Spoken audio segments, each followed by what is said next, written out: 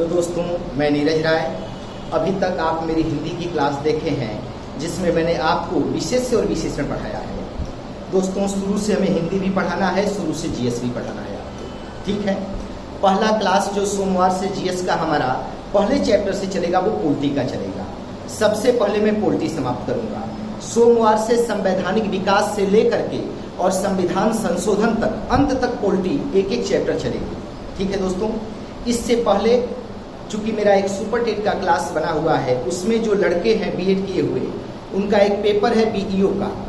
उसके लिए बच्चों ने कुछ चीज़ें कहा है कि इतिहास में हमसे गलती हो रही है, इसलिए एक क्लास केवल ये चीज़ें हैं जो सबके काम आएगी। चाहे आप कोई भी परीक्षा दे रहे हो, आप सबके में मदद करेगी ये, ठीक है। तो आइए हमारे साथ इसको जानने का प्रयास करते हैं। आधुनिक भारत में कुछ ऐसे प्रश्न हैं जो बार बार पूछे जाते हैं और बार बार वो हमसे गलती भी होता है। कुछ ऐसा हम करें कि वो हमारी परीक्षाओं में आज से गलती ना हो। अगर वो 2 प्रश्न वहां से आता है तो वो 2 प्रश्न हमारा सही हो। इसके लिए हम आपके साथ प्रयास कर रहे हैं, आप इसको देखने का प्रयास करें। ये 3 चीजें हैं दोस्तों, यहां पर देखिएगा। 1917 से लेकर के 1923 के बीच में एक प्रश्न आता है मिलाने के लिए बार बार, और ये हमसे बार बार गलती भी होती है। 1927 से 1933 के बीच में कई डेटें आधुनिक भारत की हैं, इसमें भी प्रश्न आता है मिलाने के लिए, और ऊपर नीचे करने में हमसे कभी कभी गलती हो जाती है। 1939 से 1947 तक बहुत ही घटनाएं हुई हैं आधुनिक भारत में, इन्हें भी मिलाने के लिए देता है और यहाँ भी हमसे गलती होती है, ठीक है। जब घटनाएं दूर दूर होती हैं और मिलाने के लिए आता है तब गलतियां नहीं होती हैं, लेकिन जब एक ही साल में 2-3 घटनाएं होती हैं, वहां हमें संशय हो जाता है कि पहली घटना कौन सी है, या एक महीने में 2-3 घटनाएं घटी हों, वहां भी हमको संशय हो जाता है कि पहली और दूसरी घटना कौन सी है। तो हम इसे जानने का प्रयास करेंगे, ठीक है, कि इसमें से जो भी प्रश्न आता है वो हमसे गलती न हो। चलिए आगे बढ़ते हैं दोस्तों। जो पहली डेट है वो 1917 से लेकर के 1923 तक मैंने लिखा है कि 1917 से लेकर के 1923 तक इतिहास में आधुनिक भारत में कौन कौन सी घटनाएं और किस क्रम में घटित हुई हैं। यदि ये क्रम हमें याद हो जाएगा तो ये कभी गलत नहीं होगा। मेरा एक सुझाव है जीएस पढ़ते हुए आप सभी लोगों का, हम क्या करते हैं कि पूरे जीएस को एक बार देखने का, पूरे आधुनिक भारत को एक बार देखने का प्रयास करते हैं, वो हमसे तैयार नहीं होता है। किसी चीज को अगर आप क्रम को ही सुधार रहे हैं तो पहले आपकी ग्रिप में पूरे क्रम की पकड़ होनी चाहिए, ठीक है। अब इसके भीतर क्या क्या चीजें हैं वो अंदर डीप में जाकर पढ़ना है, वो दूसरी चीज होनी चाहिए। हम क्रम को नहीं सुधारते हैं, हम सारी चीजें ऊपर नीचे पढ़ते चले जाते हैं, इसलिए हमसे गलती होती है। ये जान लीजिएगा, एक सिद्धांत होता है अरिमा और एक सिद्धांत होता है गरिमा, ये हमेशा याद रखिएगा। जब हम अपने विषय को गरिमामय बना देते हैं, बड़ा बना देते हैं, और अपने को अरिमामय बना देते हैं, तो आप ये सोचें, इसकी परिधि देखें, इसकी परिधि देखें। अपने आप को जब हम अरिमामय बना दिए, छोटा बना दिए, और विषय को हम गरिमामय बना दिए, तो कभी भी हमारी पकड़ में नहीं आएगी। इसलिए अपने आप को गरिमामय बनाइए और सोचिए कि विषय छोटा है, हमसे तैयार हो जाएगा, कोई दिक्कत नहीं है, ठीक है। तो पहले राउंड में हम केवल चीजों को बैठाना सीख रहे हैं, तो यहीं तक हमारा दिमाग रहना चाहिए कि हम कैसे इनके क्रम को कभी गलती न करें। चलिए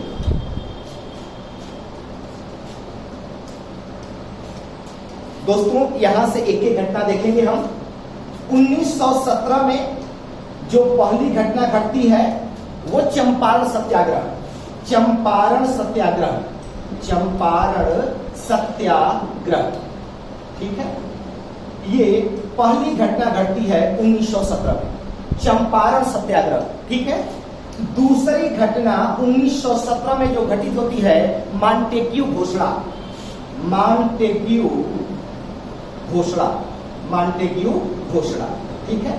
अब ये सोचें कि अगर ये दोनों चीजें दे दिया पेपर में मिलाने वाले में, तो 1917 में 2 घटनाएं जो है, पहली चंपारण है और दूसरी मॉन्टेग्यू। चंपारण सत्याग्रह अप्रैल में होता है और मॉन्टेग्यू घोषणा 20 अगस्त 1917 को होती है। ये अप्रैल की घटना है, ये अगस्त की घटना है, लेकिन तब हो सकता है कि परीक्षा में हमारे भीतर संशय हो जाए कि पहले मॉन्टेग्यू घोषणा हुई या पहले चंपारण सत्याग्रह हुआ। तो मैं वैसे ही क्रम बनाते चल रहा हूं कि 1917 में ये दोनों घटनाओं का क्रम है। पहला चंपारण सत्याग्रह है, दूसरा मॉन्टेग्यू घोषणा है, ठीक है, 1917। अब आगे देखिए 1918। अब तीसरी घटना देखते हैं, इन्हीं के क्रम में देखते हैं कि तीसरी घटना क्या घटित होती है। अहमदाबाद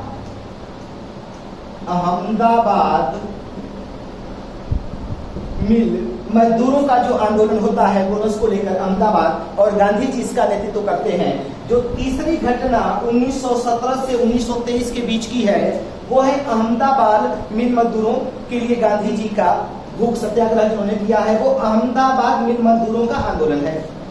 इसका नेतृत्व महात्मा गांधी किए हैं और पहली बार भूख हड़ताल पे बैठे हैं अहमदाबाद मिल आंदोलन पे, ठीक है। चौथी जो घटना है दोस्तों वो खेड़ा सत्याग्रह है। खेड़ा सत्याग्रह है, ठीक है। तो 1917 में पहली घटना चंपारण सत्याग्रह, फिर मॉन्टेग्यू घोषणा दूसरी घटना, अहमदाबाद में मजदूरों का आंदोलन तीसरी, और खेड़ा सत्याग्रह चौथी। ये दोनों 18 में हो जाएंगे, ये दोनों 17 में हो जाएंगे। लेकिन हमको मिलाना कहां से कहां तक है, 1917 से 1923 तक की कोई भी घटना हमारे सामने परीक्षा में दी जा सकती है। हमारा काम क्या है कि 17 से क्रम से हम 1-2 नंबरिंग करके और 23 तक घटनाओं को हम अपने दिमाग में फिट कर लें, तो कभी भी मिलाने के लिए यदि प्रश्न आएगा तो हमसे गलती नहीं होगा, ठीक है। तो मॉन्टेग्यू सत्याग्रह, चंपारण सत्याग्रह, दूसरी मॉन्टेग्यू घोषणा, तीसरा अहमदाबाद मिल मजदूरों का आंदोलन, और चौथा खेड़ा सत्याग्रह।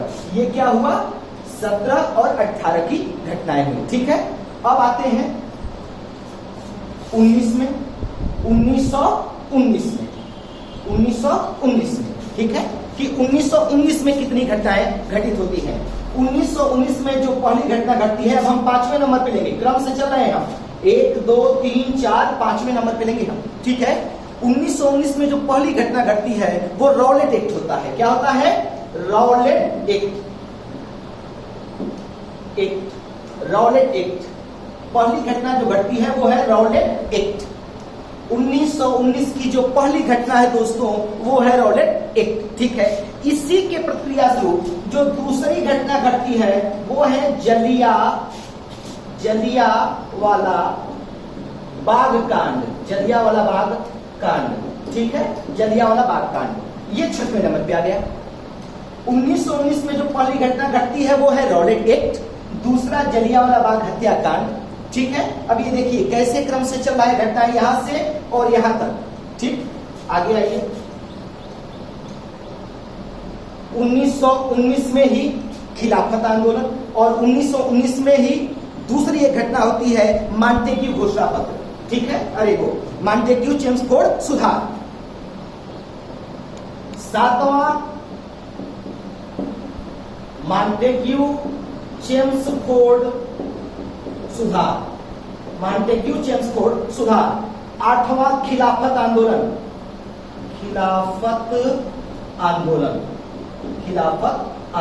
ठीक है दोस्तों। अब यहां देखिए, पहले हम 19 तक फिर दोबारा चलेंगे, कहां से, 17 से 19 तक हम चलेंगे, ठीक है। एक बार जानने का प्रयास करिएगा। 1917 की जो घटना है, नंबर 1 पे लिए हैं चंपारण सत्याग्रह, नंबर 2 पे लिए हैं मॉन्टेग्यू घोषणा, फिर 1918 में आ गई अहमदाबाद मिल मजदूर आंदोलन, खेड़ा सत्याग्रह। 1919 में आ जाए रॉलेट एक्ट, जलियांवाला बाग हत्याकांड, मॉन्टेग्यू चेम्सफोर्ड सुधार और खिलाफत आंदोलन। इतनी घटनाएं 1919 तक घटी हैं। अगर इनमें मिलाने के लिए दे देगा तो यहां तक अब कोई समस्या नहीं होगी।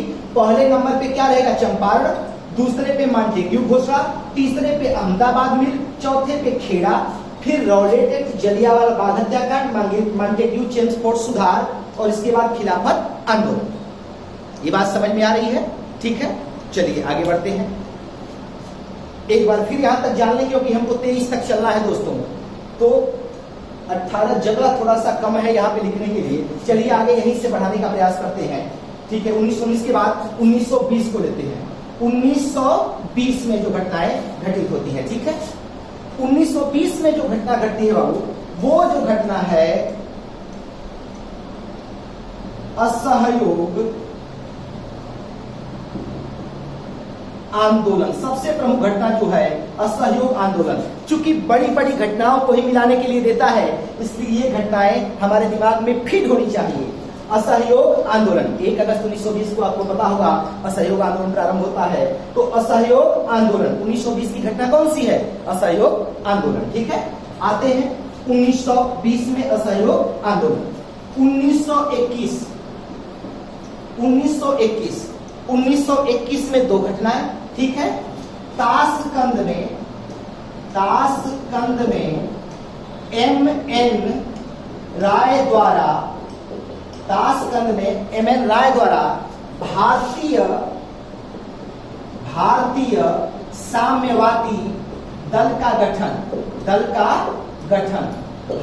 साम्यवादी दल का गठन और मोपाला विद्रोह मालाबार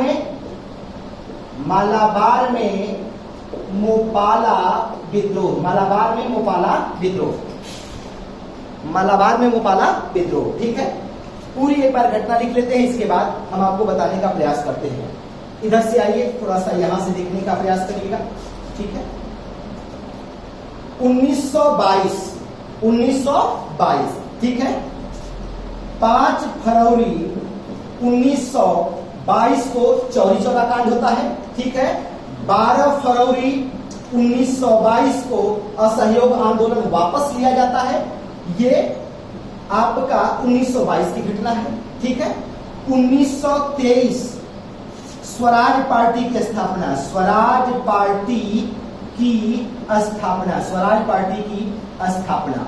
ठीक है, स्वराज पार्टी की स्थापना। इतनी चीजें हम लोग लिखे हैं और इसे दोबारा से जानने का प्रयास करेंगे कि इनको हम क्रम से कैसे बैठाएंगे। चलिए दोस्तों मेरे साथ,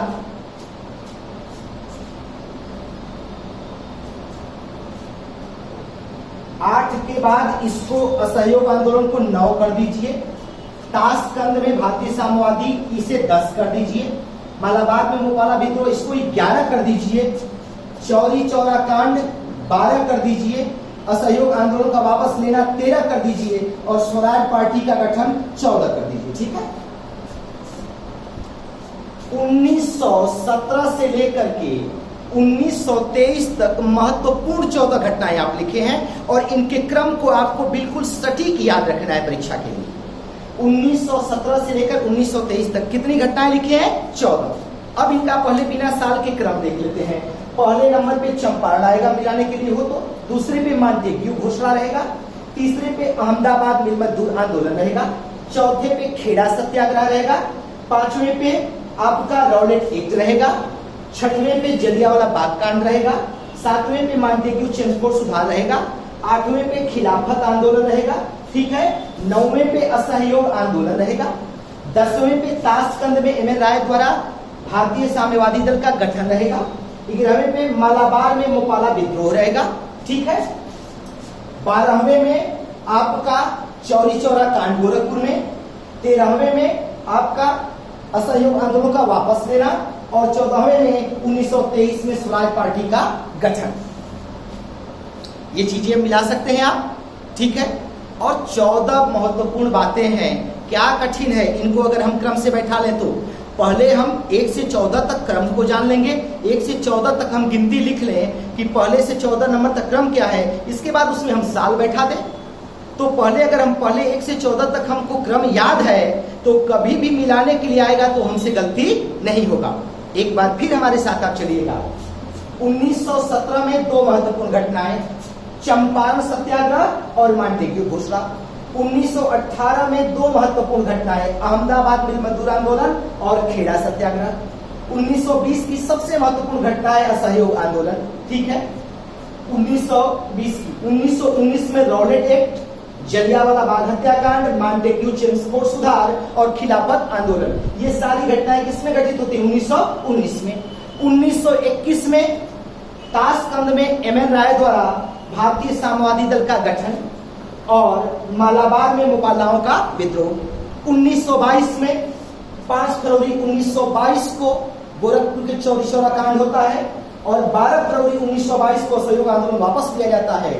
और 1923 की महत्वपूर्ण घटना है इलाहाबाद में मोतीलाल नेहरू, ठीक है, और चित्तरंजन दास, CR दास मिलकर के स्वराज पार्टी की स्थापना करते हैं।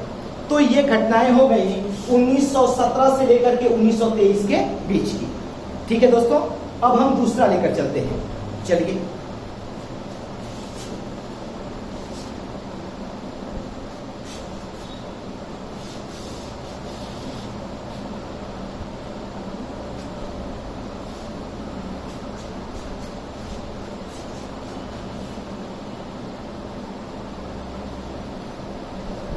दूसरा दोस्तों जो घटना है वो 1927 से 1933 तक है। 1933 तक है। यहां तक भी मिलाने के लिए बार बार प्रश्न आता है, और अगर इनका भी क्रम हमें मालूम हो जाए तो यहां से भी प्रश्न हमसे गलती नहीं होगा। ठीक है, और सबसे अधिक गलती यहीं पर जाकर होती है, इसे समझने का प्रयास करिएगा। ठीक है, चलिए यहां से बढ़ते हैं। 1927 की जो पहली घटना है, ठीक है, महत्वपूर्ण घटनाओं को लेकर चलेंगे। इंग्लैंड में साइमन कमीशन का गठन, साइमन कमीशन का गठन, साइमन कमीशन का गठन, ये पहली घटना है, महत्वपूर्ण घटना, साइमन कमीशन का गठन। साइमन कमीशन के गठन के विरोध में मद्रास में कांग्रेस का अधिवेशन हुआ, जिसमें इसके विरोध के लिए प्रस्ताव पारित किया गया दिसंबर 1927 में। 8 नवंबर 1927 को साइमन कमीशन का गठन इंग्लैंड में होता है। ठीक है, और दिसंबर 1927 को मद्रास में कांग्रेस का अधिवेशन होता है, जिसमें साइमन कमीशन के विरोध के लिए प्रस्ताव पारित किया जाता है। ठीक है, ये 1927 हो गया। ये दो घटनाएं, नंबर 1 और 2, पहली और दूसरी। अब आते हैं 1928। 1928 दूसरे के बाद 3 नंबर। 1928 में कौन कौन सी घटनाएं आती होती हैं? साइमन कमीशन का आगमन, साइमन कमीशन का आगमन, साइमन कमीशन का आगमन। चौथे नंबर पे नेहरू रिपोर्ट, नेहरू रिपोर्ट। ठीक है, 5वें नंबर पे इंडिपेंडेंट फॉर इंडिया लीग की स्थापना, इंडिपेंडेंस फॉर इंडिया लीग की स्थापना, ये 5वें नंबर पे हो गया।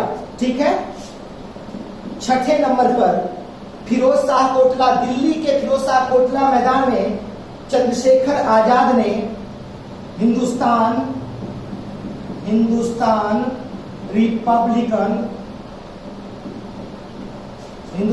रिपब्लिकन सोशलिस्ट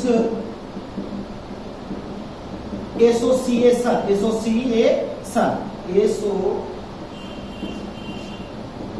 ठीक है, हिंदुस्तान रिपब्लिक सोशलिस्ट एसोसिएशन की स्थापना करते हैं।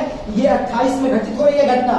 1928 में साइमन कमीशन का आगमन, Nehru report, independence for India league, Hindustan Republican socialist association की स्थापना, ये 1928 में पहली, दूसरी, तीसरी, चौथी घटना। ये किस समय की है? 1928 की है।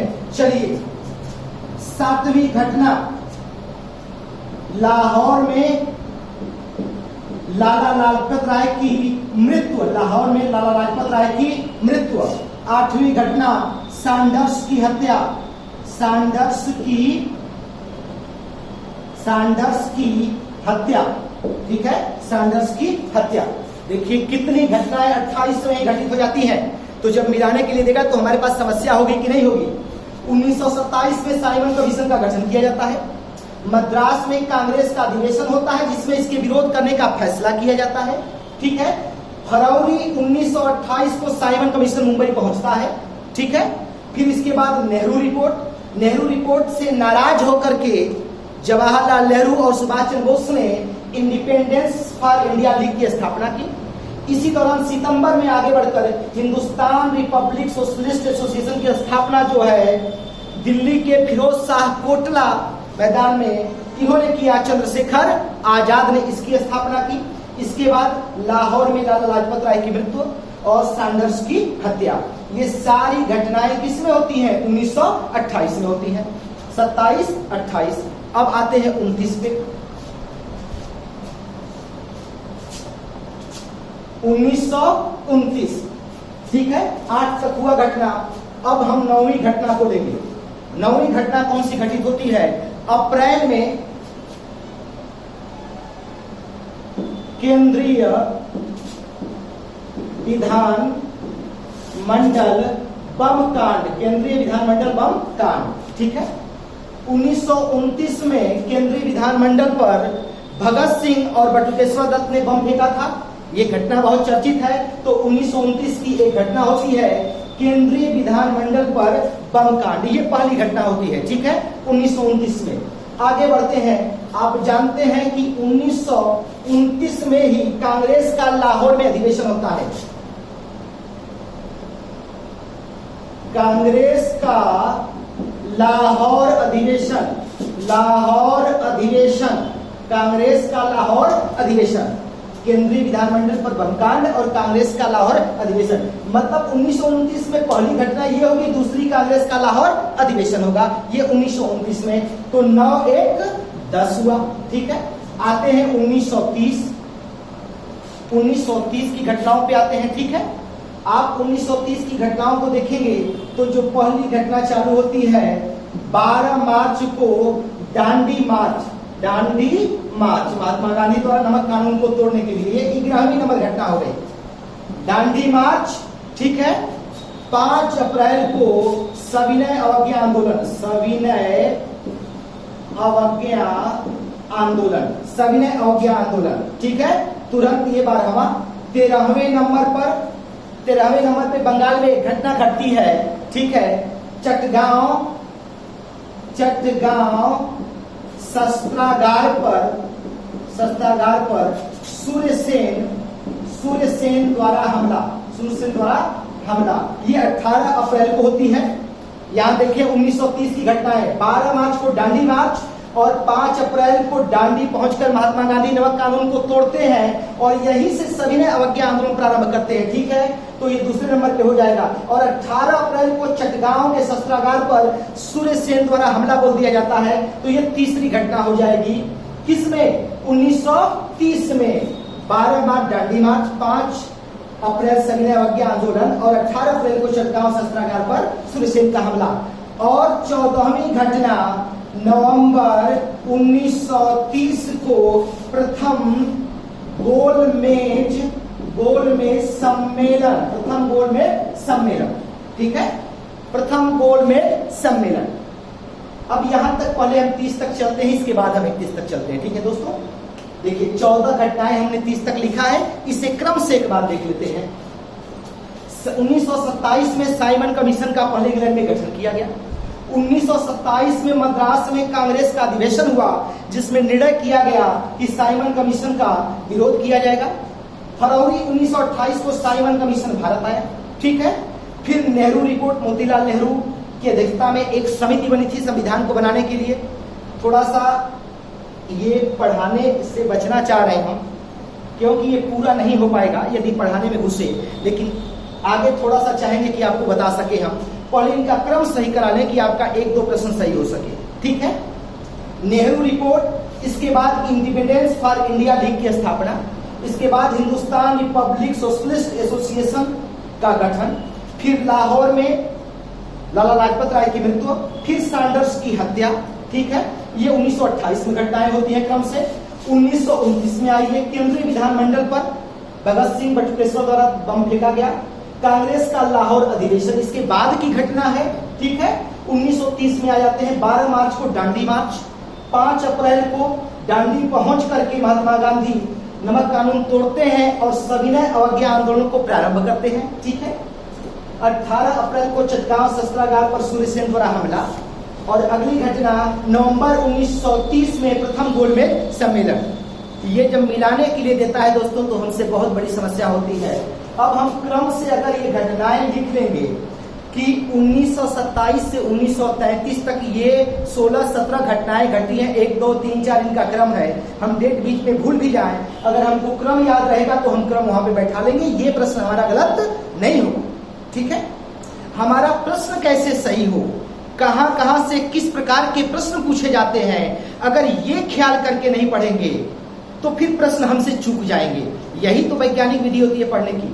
कि हम कहां कहां से किस किस प्रकार के प्रश्न है उसकी पकड़ हमारे हाथ में होनी चाहिए। ठीक है दोस्तों, तो ये फिर हमको मिटाना पड़ेगा क्योंकि यहाँ पे हो नहीं पाएगा। तो एक बार फिर आप जान लें, इसके बाद इसको मिटाते हैं। ठीक है, 1927 में साइमन कमीशन का इंग्लैंड में गठन किया गया, पहली घटना। 1927 की दूसरी घटना घटती है, मद्रास में कांग्रेस का अधिवेशन होता है और इसमें निर्णय लिया जाता है कि साइमन कमीशन का विरोध किया जाएगा। 1928 के फरवरी में ही साइमन कमीशन भारत आ जाता है। ठीक है, और साइमन कमीशन का विरोध होने लगता है तो जो बर्किन हेड भारत सचिव रहता है वो चुनौती देता है कि अगर भारतीयों में क्षमता है तो वो एक ऐसा संविधान बनाकर दिखाएं जो सभी दलों को मंजूर है। और इस चुनौती को स्वीकार करते हुए मोतीलाल नेहरू की अध्यक्षता में एक समिति बनती है जो संविधान बनाकर प्रस्तुत करती है। इसी का नाम नेहरू रिपोर्ट है। तो साइमन कमीशन का आगमन, नेहरू रिपोर्ट। अब नेहरू रिपोर्ट में औपनिवेशिक स्वराज की बात कर दी गई। जवाहरलाल नेहरू, सुभाष चंद्र बोस इससे नाराज हो गए क्योंकि वो पूर्ण स्वराज चाहते थे, औपनिवेशिक स्वराज को नहीं चाहते थे।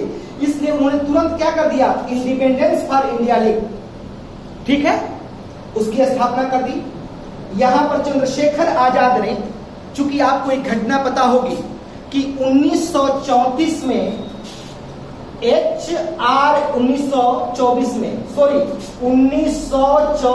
में कानपुर में 1924 में कानपुर में सचिन सन्याल, चंद्रशेखर आजाद, ठीक है, ये लोग मिल करके हिंदुस्तान रिपब्लिक एसोसिएशन की स्थापना करते हैं कानपुर में 1924 में।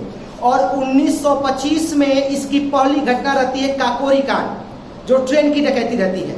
अब पुलिस इनके पीछे सक्रिय हो जाती है, इसलिए एक नाटकीय ढंग से चंद्रशेखर आजाद क्या करते हैं कि दिल्ली के फिरोज शाह कोटला मैदान में इसका नाम परिवर्तित कर देते हैं और इसमें एक यस शब्द जोड़ दिया जाता है, socialist, Hindustan socialist Republic association कर दिया जाता है, हिंदुस्तान रिपब्लिक, और इसमें एक शब्द जोड़ा गया सोशलिस्ट, और इस संगठन को एक नया नाम दे दिया गया। ठीक है, तो वही है हिंदुस्तान रिपब्लिक सोशलिस्ट एसोसिएशन। फिर लाहौर में लाला लाजपत राय की मृत्यु और सैंडर्स की हत्या। ठीक है, इनकी मृत्यु के बाद भगत सिंह लोगों ने इनका बदला लिया मृत्यु का। ये अभी थोड़ा सा समझाने का प्रयास करेंगे, लेकिन पहले ये चीजें पूरी हो जाए। इसके बाद 1929 में केंद्रीय विधानमंडल पर बम अप्रैल में फेंका जाता है। कांग्रेस का लाहौर में अधिवेशन 31 दिसंबर को होता है 1930 को। फिर 1929 को, फिर 1930 की घटनाएं क्या है, 12 मार्च को दांडी मार्च, 5 अप्रैल को दांडी पहुंचकर महात्मा गांधी नमक कानून को तोड़ते हैं और वहीं से सविनय अवज्ञा आंदोलन चालू होता है। और 18 अप्रैल को चटगांव संस्थागार पर सूर्यसेन द्वारा हमला किया जाता है। ठीक है, और नवंबर 1930 को प्रथम गोलमेज सम्मेलन का आयोजन होता है। ठीक है दोस्तों, ये घटनाएं हुई 1930 तक। अब चलते हैं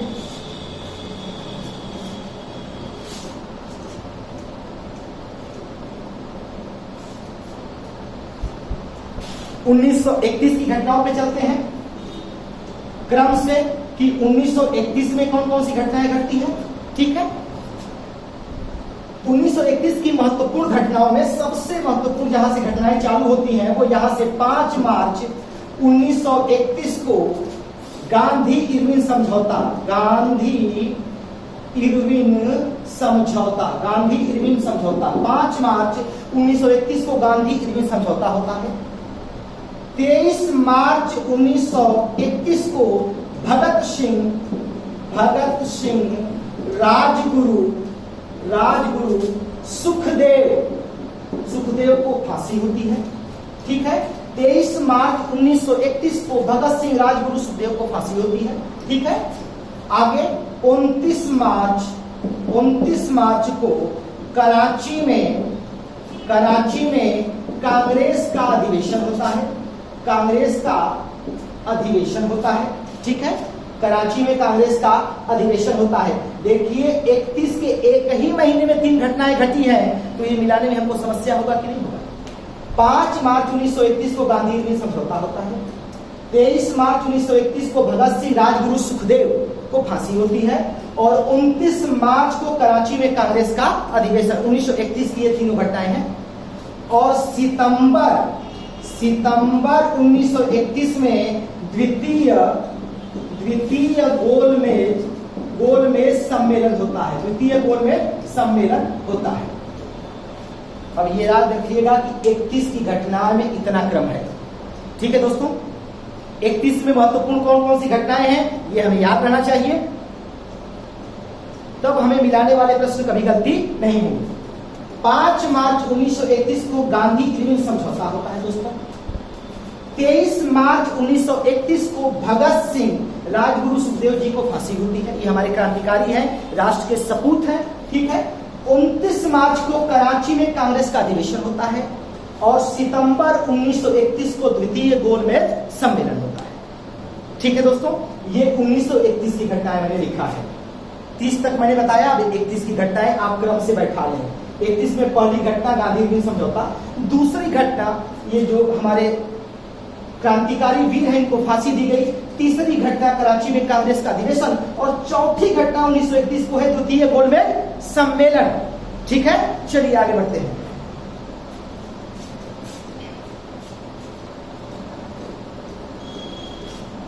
उन्नीस की घटना पे आते हैं। 1932 में कौन कौन सी घटनाएं घटती हैं? ठीक है, 1932 में अगस्त में रैमजे मैकडोनाल्ड जो ब्रिटेन का प्रधानमंत्री रहता है वो सांप्रदायिक पंचांग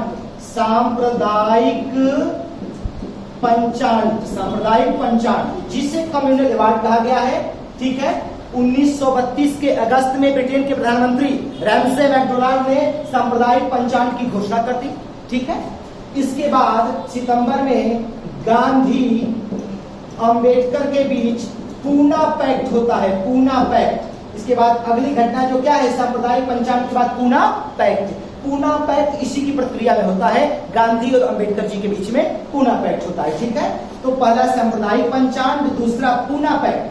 ठीक है, और तीसरी महत्वपूर्ण घटना है नवंबर 1932 में तृतीय गोलमेज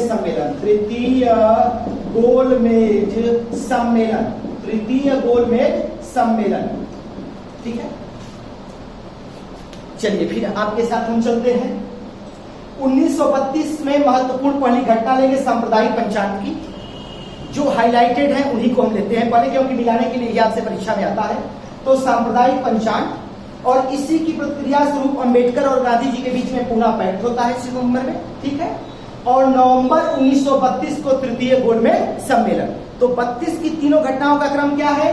पहले सांप्रदायिक पंचांग, दूसरे नंबर पे पूना पैक्ट और तीसरे नंबर पे तृतीय गोलमेज सम्मेलन। ठीक है, ये 32 तक। चलिए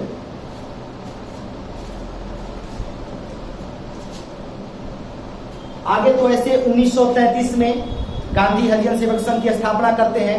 1934 में कांग्रेस समाजवादी पार्टी की स्थापना होती है, लेकिन केवल हम वहां तक पढ़े हैं जहां तक मिलाने के लिए ज्यादा से ज्यादा प्रश्न आता है।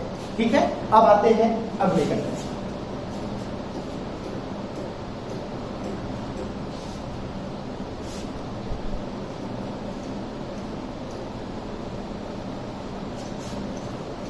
अगला जो मिलाने के लिए प्रश्न आता है दोस्तों, वो 1939 से लेकर के 1947 तक की घटनाओं को मिलाने के लिए देता है।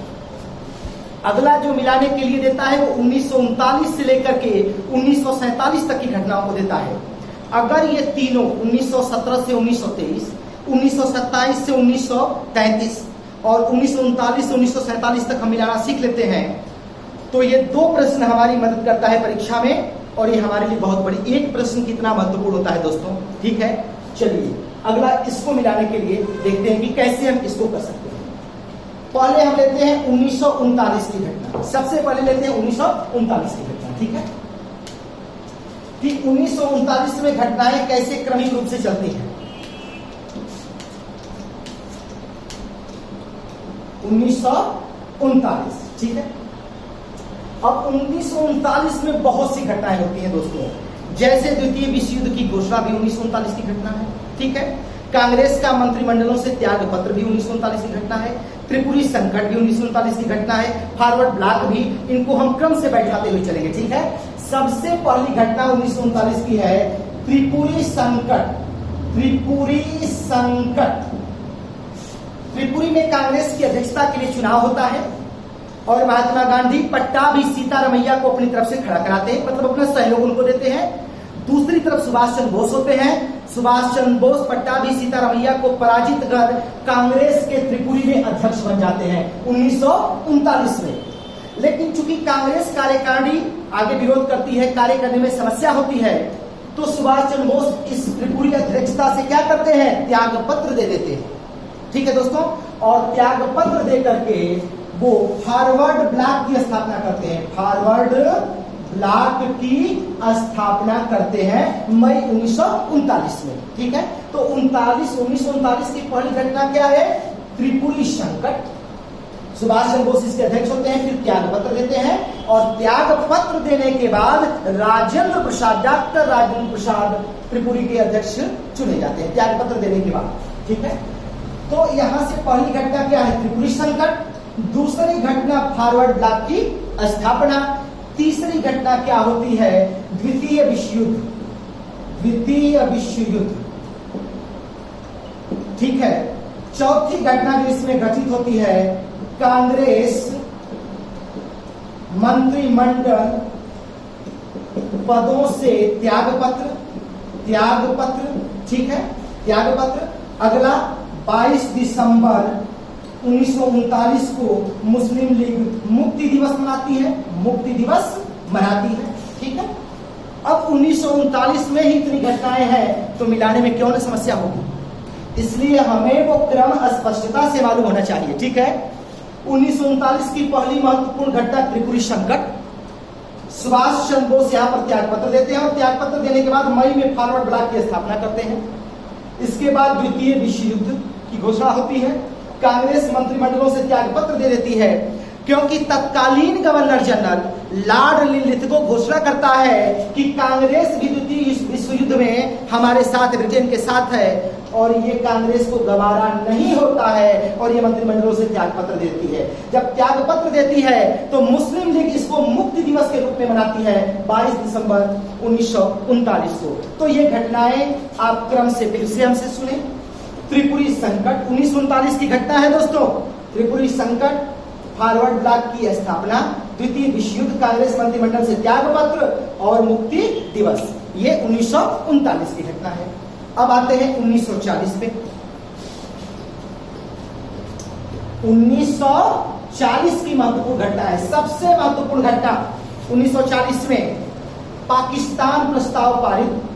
पाकिस्तान प्रस्ताव, ठीक है।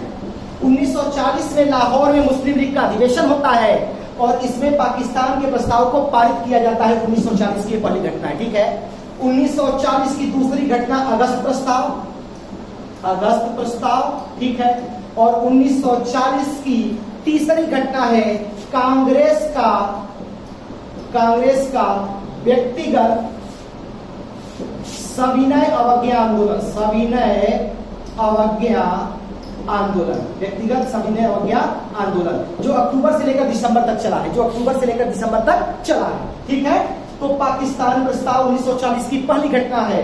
दूसरी घटना अगस्त प्रस्ताव है, और तीसरी घटना कांग्रेस का व्यक्तिगत सविनय अवज्ञा आंदोलन, ठीक है। 1940 की तीन घटनाएं। अब आते हैं 1942। 1942 की दो घटनाओं को जानिएगा, यही महत्वपूर्ण है 1942 में दोनों का क्रम।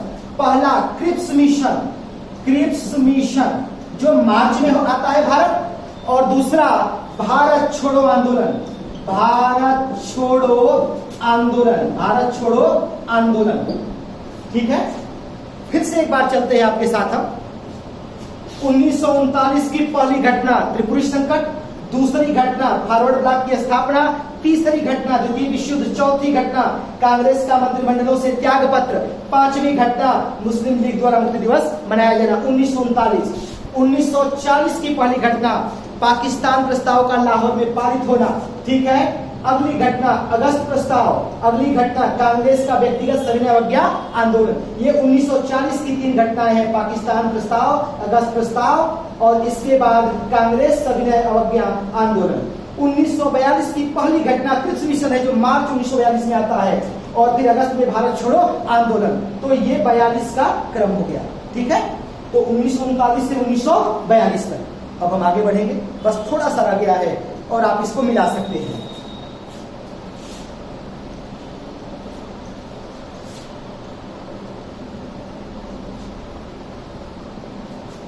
चलिए दोस्तों आगे बढ़ते हैं। 1943, यहां से ज्यादा जगह मिलेगी हमको। 1943 में, ठीक है, सुभाष चंद्र बोस INA की स्थापना सिंगापुर में करते हैं 1943 में, ठीक है। 1945 की महत्वपूर्ण घटना पे आते हैं, बेबेल योजना। बेबेल योजना 1945, ठीक है। यहां तक कोई समस्या नहीं होती है मिलाने में। 1943 आप जानते हैं सुभाष चंद्र बोस को, ठीक है। और 1945 में एक महत्वपूर्ण प्लान आता है बेबेल योजना जो आता है, लेकिन फिर 1946 में जब हम मिलाते हैं तो हमको समस्या होती है। वो यहां पर मैं लिखूंगा, वो समस्या 1946 में आकर आती है। 1946, ठीक है दोस्तों, 1946। 1946 की जो पहली घटना है, फरवरी 1946 में शाही नौसेना विद्रोह होता है। नौसेना विद्रोह होता है, शाही नौसेना विद्रोह। मार्च 1946 में कैबिनेट मिशन आता है।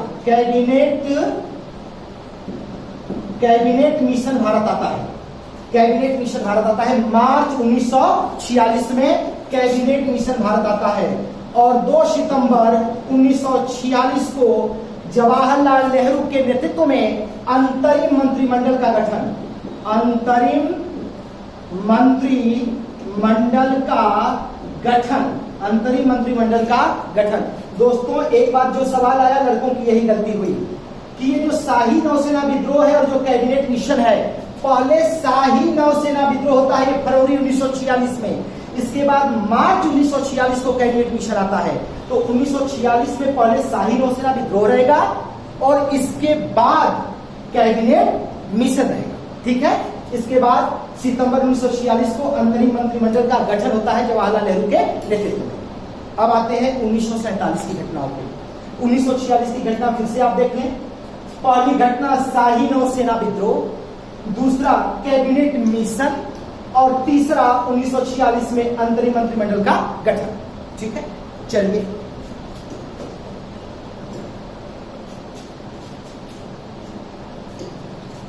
1947, ठीक है। अब 1947 में महत्वपूर्ण घटनाएं कौन कौन सी घटित होती हैं? 1947 में देखिए 20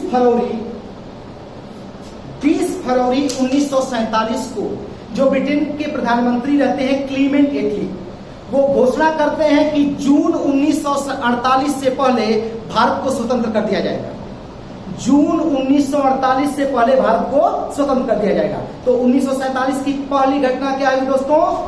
क्लीमेंट एटली की घोषणा, ब्रिटेन के प्रधानमंत्री की घोषणा 20 फरवरी 1947 पहली घटना हो गई, ठीक है। आगे बढ़ते हैं। 3 जून 1947 को माउंटबेटन प्लान आता है। लॉर्ड माउंटबेटन ब्रिटेन जाते हैं और वापस आकर एक प्लान प्रस्तुत करते हैं 3 जून 1947 को। इसी को माउंटबेटन प्लान के नाम से जाना जाता है और इसी के तहत भारत पाकिस्तान का बंटवारा हुआ। अगली घटना 18 जुलाई 1947 को पारित होती है, जब भारतीय स्वतंत्रता अधिनियम ब्रिटेन की संसद से पारित होता है। 18 जुलाई 1947 और इसी अधिनियम के तहत 15 अगस्त 1947 को हमारा देश स्वतंत्र हो जाता है। फिर आते हैं 1947 की घटनाओं पे। सबसे पहली घटना क्या हो जाएगी? इटली की घोषणा 20 फरवरी 1947, फिर माउंटबेटन प्लान 3 जून 1947, फिर भारतीय स्वतंत्रता अधिनियम 18 जुलाई 1947 और इसके बाद इसी अधिनियम के द्वारा 15 अगस्त को हमारा देश क्या होता है? स्वतंत्र होता है।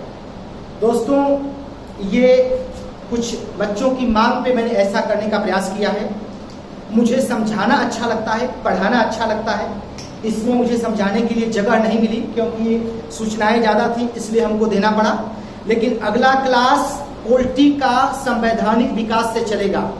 आप खूब अच्छे से समझते हुए चलेंगे और किसी परीक्षा में उस सब्जेक्ट से आपका प्रश्न गलती नहीं होगा। हम इतना प्रयास करेंगे कि ऐसा आपको पढ़ाएं।